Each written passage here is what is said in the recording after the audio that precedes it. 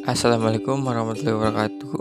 Kami dari kelas 2 Pemasaran ingin menganalisis marketing plan susu Greenfield Indonesia yang berkotakan. Yang pertama saya sendiri yang ber-NPM 121020535 sebagai penyampai materi, dan teman saya yang bernama Hafiz Muhammad Alfian yang ber-NPM 121020524 sebagai pencari materi. Kita langsung lanjut ke pembahasan yang pertama. Yang pertama ada analisis situasi atau SWOT. Analisis situasi bagi menjadi 4, yaitu yang pertama strength atau kekuatan, weakness atau kelemahan, yang ketiga opportunities atau peluang, dan yang terakhir threats atau ancaman. Yang pertama kita akan membahas strength, kekuatan. Strength atau kekuatan PT Greenfield Indonesia, contohnya seperti yang pertama, Greenfield Indonesia memiliki peternakan sendiri sehingga dapat memastikan susu yang diperoleh adalah susu segar dan berkualitas. Yang kedua, PT Greenfield Indonesia merupakan peternakan sapi perah dan pengelolaan susu yang berskala besar di Asia Tenggara. Yang ketiga, fasilitas pengerahan sisinya sudah berteknologi mutakhir sehingga produk yang dihasilkan lebih berkualitas, premium, dan hingga susu lebih steril. Selanjutnya ada weakness atau kelemahan.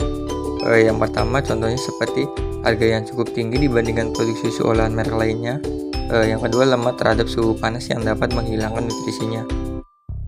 Terus ada juga yang ketiga, yaitu opportunity atau peluang. Yang pertama, PT Greenfield Indonesia melihat bahwa bisa melakukan perluasan pasar ekspor.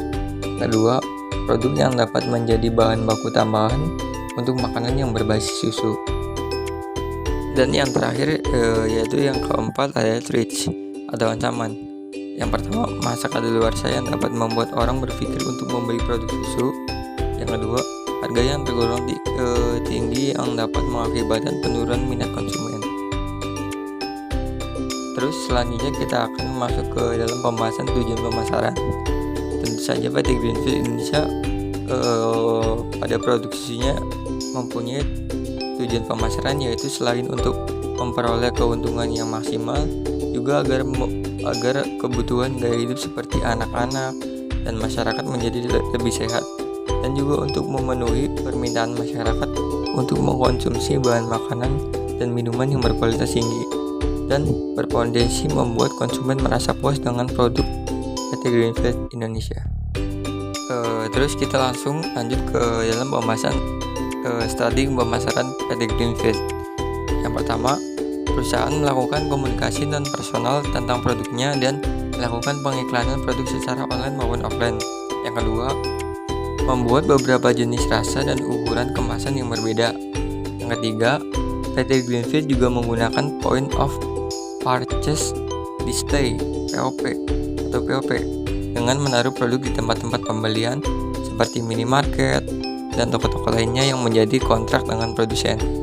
Yang keempat, membuat kemasan baru di sini adalah memperkenalkan kemasan baru untuk seluruh rangkaian produk yang terlihat lebih minimalis dengan menampilkan rangkaian yang warna yang banyak mengedepankan warna natural yang sangat sesuai dengan pribadi modern, dan kemasan baru ini menempatkan logo secara diagonal dengan ukuran yang lebih besar dan mendominasi. Selanjutnya kita akan masuk ke dalam pembahasan pasar sasaran PT Greenfield Indonesia.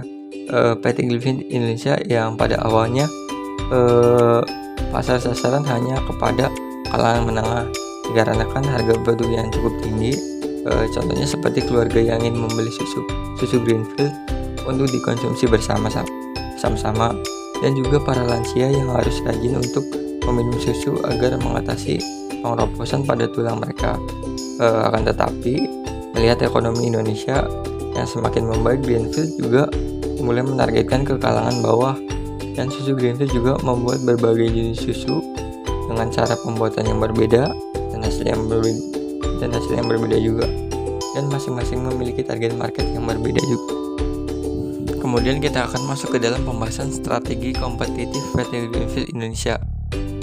PT Greenfield Indonesia juga mempunyai keunggulan di quality of design serta superior in customer responsive, dan PT Greenfield juga memiliki keunggulan di bagian peternakan dan pabrik yang terintegrasi dan memiliki lahan seluas 50 hektar dan 1.200 meter yang terdapat lebih dari 1.000 sapi perah, Holstein, dan Jersey yang diambil dari Australia untuk menghasilkan susu segar yang berkualitas tinggi dan kaya akan nutrisi dan aman untuk dikonsumsi, sehingga nantinya konsumen akan memberikan nilai yang tinggi terhadap produk. Kemudian kita akan masuk ke dalam pembahasan teknik implementasi dari PT Greenfield.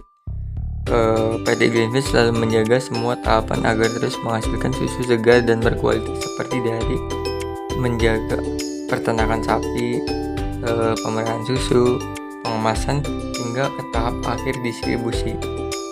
PT Greenfield juga bertanggung jawab dan bekerja sama dengan masyarakat untuk mendukung para petani tradisional serta menjaga dan melindungi lingkungan sekitar. Terus yang terakhir ada evaluasi. PT Greenfield harus terus bisa mengembangkan inovasi-inovasi terbaru sehingga produk bisa terus bersaing dengan kompetitor dan akan terus diminati oleh konsumen. Begitu saja yang dapat saya sampaikan. Kurang lebihnya mohon maaf. Terima kasih. Wassalamualaikum warahmatullahi wabarakatuh.